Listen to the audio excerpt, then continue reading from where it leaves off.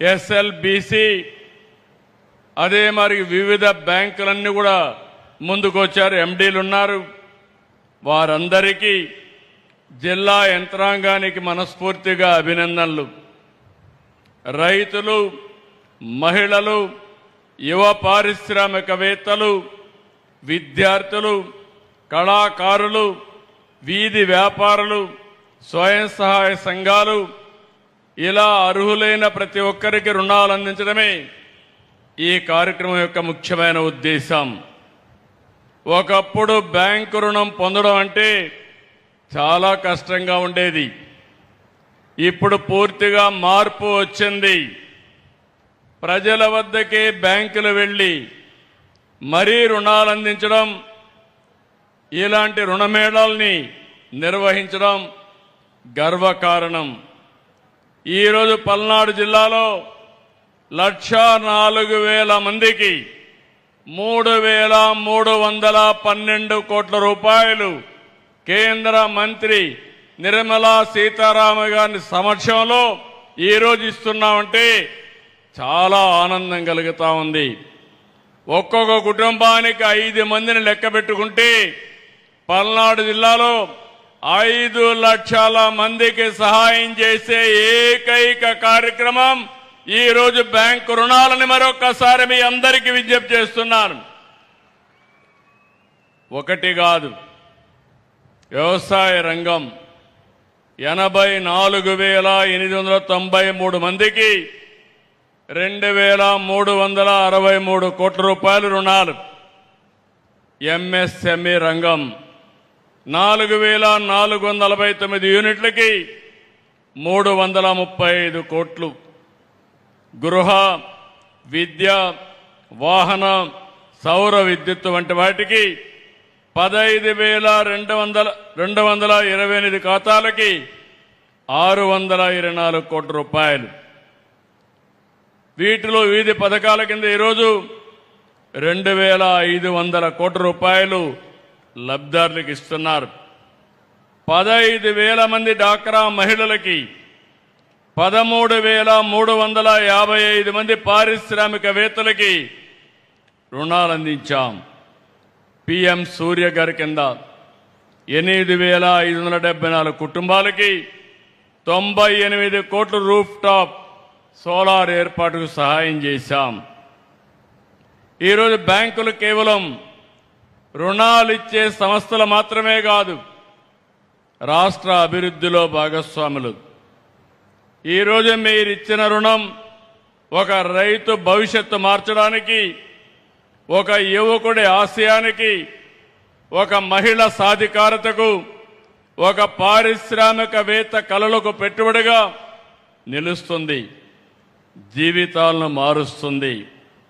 ఒకప్పుడు micro finance అని private వడ్డీ వ్యాపారస్తులని వారిపైన ఎక్కువ ఆధారపడేవాళ్ళం.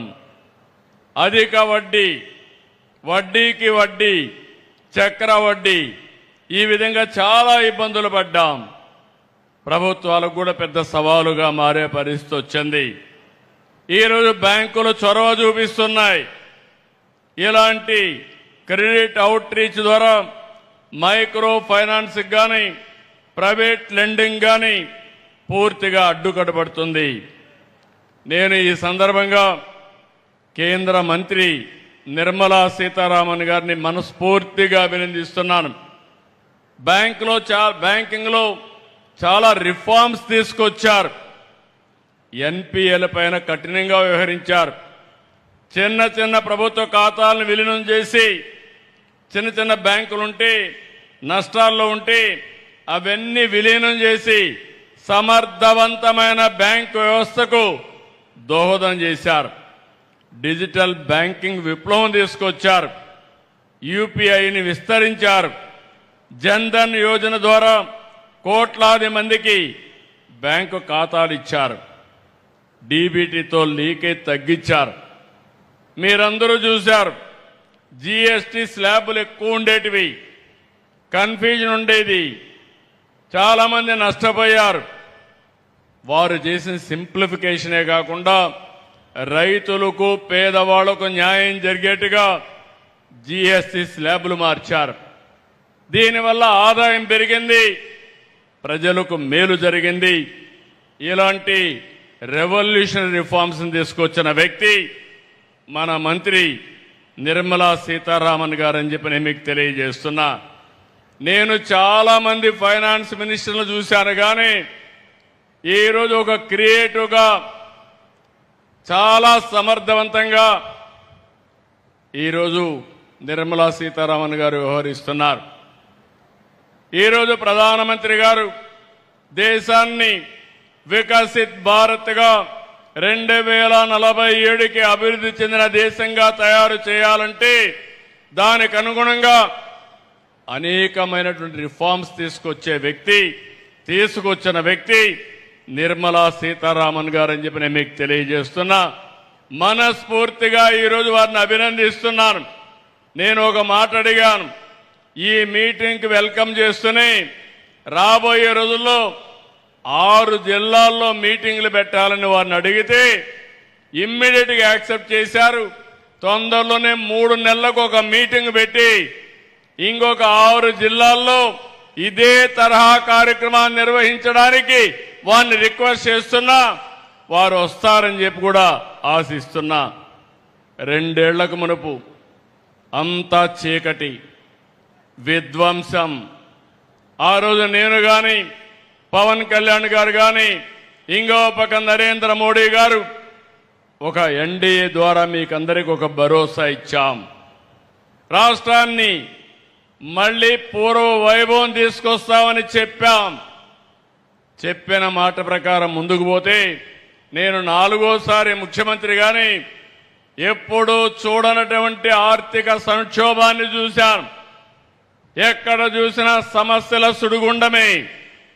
ఈరోజు ఈ రాష్ట్రం బయటపడ్డామంటే దానికి కారణం కేంద్ర ప్రభుత్వం, ప్రధానమంత్రి నరేంద్ర మోడీ గారు. దానికి పూర్తిగా సహకరించిన ఏకైక వ్యక్తి నిర్మలా సీతారామన్ గారని చెప్పి మనస్ఫూర్తిగా మీ అందరికీ తెలియజేస్తున్నా. ఈరోజు అమరావతికి 15,000 కోట్ల రూపాయలు ఇచ్చి నిలిచిపోయిన అమరావతికి జీవం పోశారు. ఈరోజు మళ్ళీ బ్యాంకింగ్ కూడా అందరికీ చెప్పి డబ్బులు ఇప్పించే పరిస్థితికి వచ్చారు. రెండో పక్కన పోలవరం 12,157 కోట్లు ఇచ్చారు. ఈరోజు వారికి హామీ ఇస్తున్నాను. ఈ నర్సారావుపేట మీటింగ్లో 2027 మార్చి లోపల పూర్తి చేసి మొదటి ఫేజ్ ని జాతికి అంకితం చేసే బాధ్యత ఈ ప్రభుత్వం తీసుకుంటాం. తెలుగువారి ఆత్మగౌరవంగా భావించే విశాఖపట్నం స్టీల్ ప్లాంట్కి 11,440 కోట్లు ఇచ్చారు. ఇప్పుడు ఆ స్టీల్ ప్లాంట్ని రివైవ్ చేసే పరిస్థితికి వచ్చాం. కేంద్రంలో సెంట్రలీ స్పాన్సర్ స్కీమ్స్ అన్ని కూడా డైవర్ట్ చేసి 90 స్కీమ్స్ రివైవ్ చేశాం. ఈరోజు జీరామ్జీ కింద 7,700 కోట్ల రూపాయలు వచ్చే పరిస్థితికి వచ్చింది. జల్ జీవన్ మిషన్ కింద 28,000 కోట్ల రూపాయలు తెచ్చుకోగలిగాం. రాయలసీమని హార్టికల్చర్ హబ్గా తయారు చేయడానికి 1,00,000 కోట్ల రూపాయలు పెట్టుబడులు పెడతాం. ఇందులో 40,000 కోట్ల రూపాయలు కేంద్ర సహకారంతో రుణం తెచ్చుకుంటున్నాం. కొంత గ్రాంట్ ఇచ్చారు. 60,000 కోట్ల రూపాయలు ప్రైవేటు పెట్టుబడులు వస్తాయి.